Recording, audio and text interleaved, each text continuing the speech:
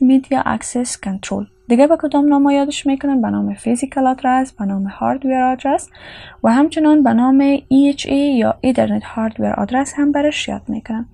مک آدرس که از چنجیبل نمی باشه، شما نمیتونین کد چنج بکنین، اما اگر NIC شما مثلا بسوزه خراب شوه برین NIC رو چنجش بکنین، با دوست مک آدرس شما چی میشه؟ تغییر میکنه. یعنی به این معنا که خود مک آدرس در کجا می باشن؟ روی اینترفیس ایترنت در قسمت NIC کارت است. به همین خاطر است که ما بر چی یاد میکنن؟ یک نامش به نام EHA یا ایترنت هاردویر آدرس یاد میکنن.